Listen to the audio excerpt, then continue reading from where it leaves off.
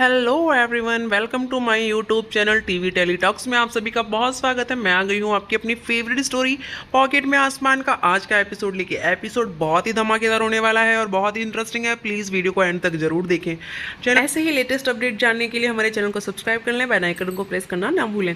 Episode की शुरुआत में हम देखते हैं कि यहाँ रानी जो होती है उसे गीता पे शक तो रहता है पहले से, और यहाँ पे उसका शक और भी शक जो होता है वो यकीन में तब्दील हो जाता है, क्योंकि हम देखते हैं कि वो फिर से किसी को बोलती रहती है, एक नर्स रहती है जिसको बोलती है कि तुम आज उस ड्यूटी पे चले जाओ क्योंकि वहाँ पे आज नाइट शिफ्ट जो है वो मेरी नहीं है, तो इस वजह से तुम्हें वहाँ जाना पड़ेगा और वो मेडिसिन मैंने निकाल के रखी है, तुम्हें बस वो उस आदमी को देना होगा, वो वहाँ पे वेट कर रहा होगा। और आज जो शांति मैम है वो ऑफिस पे ही है, तो इस वजह से मैं वहाँ नहीं जा सकती। तभी दूसरी तरफ हम देखते हैं कि दिग्विजय जो होता है वो लॉयर से बात करता है, क्योंकि किसी ने जो रानी की फेक रिपोर्ट बनाई थी उस रिपोर्ट को जानने के लिए, उसने क्यों बनाई थी और किसके कहने पे बनाई थी, इस बात को जानने के लिए उसने लॉयर से बात की है कि वो पूरी डिटेल्स मुझे चाहिए किसी भी कीमत पे। तो यहाँ पे हम देखते हैं कि अनीशा जो होती है वो उससे बोलता है कि तुम्हें इस मामले से दूर रहने की ज़रूरत है, तुम इसमें इन्वॉल्व ना हो तो ही बेहतर होगा, मैं खुद अपना काम कर लूँगा। तभी दूसरी तरफ हम देखते हैं कि जो निरंजन होते हैं वो रानी की बेटी ध्वनि को सरप्राइज़ देने के लिए बहुत सारे गिफ्ट्स और खुद को जोकर बना के लाते हैं। और उसके बाद यहाँ पे हम देखते हैं कि वो रानी के साथ और ध्वनि के साथ डांस करते रहते हैं। तभी यहाँ पे उनकी सांस फूलने लगती है, तो रानी उनके लिए पानी लेके आती है और फिर वो जो ध्वनि होती है वो पूछती है कि माता रानी ये कौन है, तो जो रानी होती है वो उसे बताती है कि ये तुम्हारे नानू है। तो वो पूछती है कि वो इतने दिन तक कहाँ थे, वो मुझसे मिलने क्यों नहीं आए मेरे नानू। तो फिर वो बताती है कि ये तुम्हारे लिए गिफ्ट्स ले रहे थे ना, इसलिए अ, ध्वनि के लिए बहुत सारे गिफ्ट्स लेके आए रहते हैं। और वो उसको देखते हैं तो निरंजन जैसे ही उसे देखता है तो वो उसे उसके लिए बहुत सारे गिफ्ट्स लाता है और उसको देख के बहुत डांस करने लगता है। तो यहाँ पे जो ध्वनि होती है बोलती है कि ये कौन है माता रानी। तभी वो बोलती है कि ये नानू है आपके। तो वो बोलती है कि नानू है तो इतने दिनों से वो क्यों नहीं आए। तो वो बोलती है कि रानी जो होती है वो बोलती है कि इतने सारे तुम्हारे लिए गिफ्ट ले रहे थे ना, इसलिए नहीं आए। फिर वो बोलते हैं कि अब इनको हम रोज़ बुलाएंगे तो और आप रोज़ लेके आएंगे ना गिफ्ट। तो बोलती है कि हाँ, रोज़ तो इतने सारे नहीं लेके आऊँगा, इससे भी ज़्यादा लेके आऊँगा। तो वो खुश हो जाती है ध्वनि। तभी दूसरी तरफ हम देखते हैं कि अनीशा जो होती है वो उसके रूम पे आई रहती है। यहाँ पे अनीशा रानी के पास मिलने आती है और रानी को बहुत सारे पैसे दिखा देती है, ब्रीफकेस में पैसे लेके आती है और वो बोलती है कि तुम ये पैसे लो और यहाँ से तुम खुद और अपनी बच्ची दोनों को यहाँ से लेके दिग्विजय की लाइफ से बहुत दूर चली जाए। तो यहाँ पे रानी जो होती है वो बोलती है कि मैं नहीं जाऊँगी और तुम्हें इतनी क्यों पड़ी है मेरे यहाँ से जाने के लिए। तो वो बोलती है कि तुम पैसे के लिए ही तो आई हो ना यहाँ पे। तो बोलती है कि तुम्हारी गलतफहमी तुम अपने पास ही रखो, लेकिन मैं यहाँ से नहीं जाने वाली हूँ। तभी यहाँ पे हम देखते हैं कि रानी की ये बात सुन के अनीशा जो होती है वो शॉक्ड रह जाती है और उसे ऐसा लगता है कि अब क्या होगा, ये तो मेरी बात नहीं मानी। और फिर वो उसे बोलती है कि तुम्हें तो पता ही है कि दिग्विजय ने किसे चुना था 5 साल पहले। तो वो बोलती है कि मुझे वो सबसे कोई मतलब नहीं है, मैं आप दोनों की लाइफ में नहीं आ रही हूँ, लेकिन आप मेरी और मेरी बेटी की लाइफ से भी दूर रहिए। और अगर मेरी बच्ची की लाइफ में कोई भी इंटरफियर किया तो वो मुझसे बुरा कोई नहीं होगा। यहाँ पर हम देखते हैं कि अनीशा को बहुत तेज़ से इस तरीके से वो गुस्से में होकर रानी उसे जवाब देती है। तो अनीशा जो होती है थोड़ी डर सी जाती है, क्योंकि उसे ऐसा लगता है कि कहीं अनीशा की बात जो है वो रानी दिग्विजय को ना बता दे। पर यहाँ पे हम देखते हैं कि अनीशा की इस ऑफर को भी रानी ने ठुकरा दिया होता है। यहाँ दूसरी तरफ हम देखते हैं कि घर में सब लोग परेशान होते हैं, अनीशा को ढूंढते रहते हैं, नारायणी और पिंकी भाभी। और दिग्विजय भी जो होता है वो भी अनीशा को कॉल करता है, बट वो मिलती नहीं है। तभी यहाँ पे देवू और ईशान बोलते हैं कि क्या हुआ, क्या हो गया, आप लोग क्यों इतने परेशान हो। तो वो बोलती है कि अनीशा मिल नहीं रही, उसका कॉल भी नहीं लग रहा। तभी वो देवू जो होती है वो बोलती है कि ये रानी जब से आई है तब से सिंपैथी लेने का अनीशा का ड्रामा फिर से स्टार्ट हो गया है। तो बोलता है कि हाँ। तभी यहाँ पे हम देखते हैं कि वो आ जाती है और वो बोलती है कि अरे सॉरी, मैं एक्चुअली थोड़ा काम से गई थी बाहर। तो एक फ़ाइल देती है दिग्विजय को और वो बोलती है कि इसमें रानी की वो सारी डिटेल्स है कि वो 5 साल में कहाँ गई थी, क्या की थी, कहाँ रही थी, वो अपनी बच्ची के साथ कैसे थी। तो वो सारी डिटेल्स लेके वो उसे बोलती है कि तू अब टेंशन मत ले, सब कुछ पता चल जाएगा हमें। और जैसे ही तभी यहाँ पे रानी का कॉल जो होता है वो दिग्विजय के फ़ोन पर आता है और दिग्विजय जो होता है पहले अनीशा को इसके लिए थैंक यू भी बोलता है कि तुमने बहुत अच्छा काम किया है। तो यहाँ पे हम देखते हैं रानी का फ़ोन आता है तो अनीशा जो होती है वो डर जाती है कि कहीं ये बताने के लिए तो नहीं कॉल की है। पर वो कॉल जैसे ही नहीं उठाने लगता है तभी ये देवू बोलती है कि कॉल उठा लो दिग्विजय, एक बार बात कर लो, तो हो सकता है कुछ ध्वनि से रिलेटेड बात हो। तो जैसे ही ध्वनि का नाम सुनता है तो वो तुरंत कॉल पिक कर लेता है और रानी से बात करने लगता है। तो रानी जो होती है वो उसे बोलती है कि क्या हम कहीं मिल सकते हैं बाहर। तो क्योंकि हम ये 5 साल पहले जो भी हुआ हो, मैं तुम्हारी प्रॉब्लम समझ सकती हूँ कि तुम्हें भी प्यार की ज़रूरत है, तुम्हें भी अपनी बच्ची चाहिए और हम साथ में हमारी बच्ची को लेके हम बात कर सकते हैं क्या एक साथ बैठ के। तो यहाँ पे दिग्विजय जो होता है उस चीज़ का गलत मतलब निकाल लेता है और वो उसे बोलता है कि तुम अभी भी नहीं बदली, तुम्हारे अंदर चालाकियाँ जो है वैसी की वैसी हैं। तो यहाँ पे दिग्विजय की ये बात सब दिग्विजय जैसे ही ये सब बोलता है तो रानी थोड़ी ऑफेंड हो जाती है, मतलब उसको शौक लग जाता है कि ऐसे कैसे बोल रहा है। और यहाँ पे हम सोच के उससे कॉल करती है, बट दिग्विजय उस चीज़ को उल्टा ही उसका मतलब निकाल लेता है।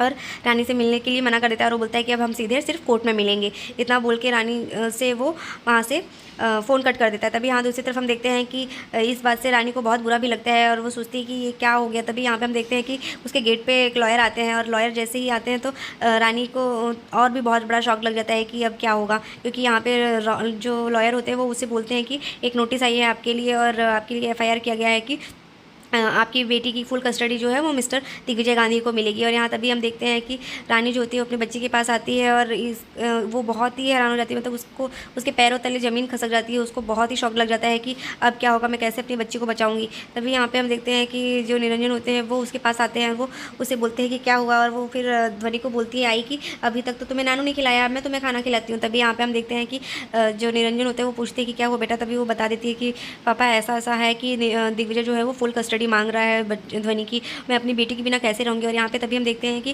ध्वनि जो होती है वो गर्म दूध में हाथ डाल देती है तो वो जलने लगता है। तो रानी तुरंत उसके पास जाती है और उसको बर्फ़ ला के उसकी सेकाई करती है और उसके बाद उससे वो बोलती है कि जब आपको आई ने बोला है कि वो गर्म दूध है तो नहीं डालना चाहिए था ना हाथ। तभी वो बोलती है कि मुझे नहीं पता था ना माताश्री कि वो गर्म होगा, मुझे लगा ठंडा हो चुका होगा इसीलिए मैंने डाल दिया। फिर यहाँ पे वो उसकी केयर करती है और उसको हक करती है तो वो बोलती है कि थैंक यू मम्मा माताश्री आपको ध्वनि का ध्यान रखने के लिए। फिर उसके बाद हम देखते हैं कि जो रानी होती है वो उसे बोलती है कि मैं आपका हमेशा ध्यान रखूँगी। तभी वो उससे पूछती है आप पिंकी प्रॉमिस, तो वो बोलती है कि हाँ पिंकी प्रॉमिस। यहाँ पे निरंजन जी जो होते हैं वो इमोशनल हो जाते हैं क्योंकि ध्वनि जो होती है वो रानी से बहुत अटैच्ड हो चुकी होती है और वो बोलती है कि रानी जो उसे है वो समझाती है कि कल हम एक जगह जाएंगे, वहाँ बहुत सारे लोग होंगे लेकिन आपको वहाँ पे डरना नहीं है। तो वो उससे पूछती है कि क्या माता वहाँ पे डॉक्टर अंकल भी होंगे, तो वो बोलती है कि हाँ।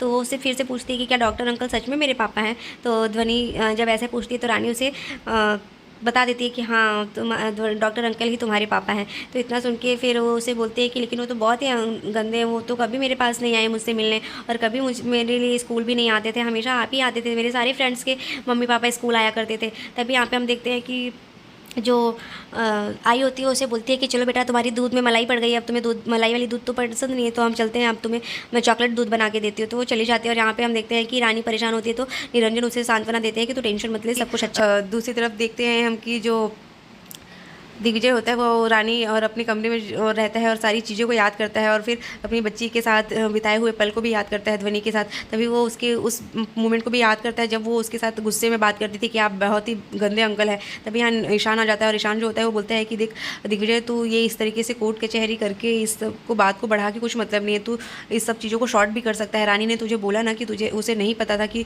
तू अपनी बेटी को ढूंढ रहा है, उसे तो लगा कि तू उसे तो ये भी नहीं लगा पता था कि तू इस बात को सोच रहा था कि तेरी बेटी मरी हुई पैदा हुई थी, इस वजह से तूने ये सब नहीं किया था। लेकिन वो भी तो ये सब चीज़ें सोच रही होगी ना। तो वो बोलता है कि वो 5 साल तक हम मुझसे दूर रही, मेरी बेटी से मुझे दूर रखा, उसने हमेशा अपने पापा के टच में रही, तो वो एक चिट्ठी मुझे भी तो लिख के बोल सकती थी ना कि मेरी बेटी हुई है और वो कैसी है, मेरे बेटी के बारे में बता सकती थी। तो वो उस बात का मलाल दिल में लेके बैठा था और इतने दिनों से वो उस सारी बातों को याद कर रहा था। तभी यहाँ पर हम देखते हैं कि जो ईशान होता है वो उसे पूरी कोशिश करता है। तो वो बोलता है कि ईशान तू इस गौर से इस कमरे को देख, मैंने अभी भी कोई भी एक भी सामान रानी से जुड़ी हुई यादों को दूर नहीं किया है, हर उस चीज़ को संभाल के रखा है, ना ही दूर किया ना ही कुछ करने दिया किसी को। कि मैं समझता था कि कभी तो रानी आएगी और ये सब चीज़ों को शॉर्ट करके वो हम सारी चीज़ें सॉल्व हो जाएगी और हम एक साथ रहेंगे, पर उसने ऐसा करने की तो बात ही दूर, अब वो मेरी बेटी को भी मुझसे दूर रख रही है। तो फिर ये सारी चीज़ों की वजह से उसके अंदर भी मिसअंडरस्टैंडिंग बहुत बढ़ गई थी।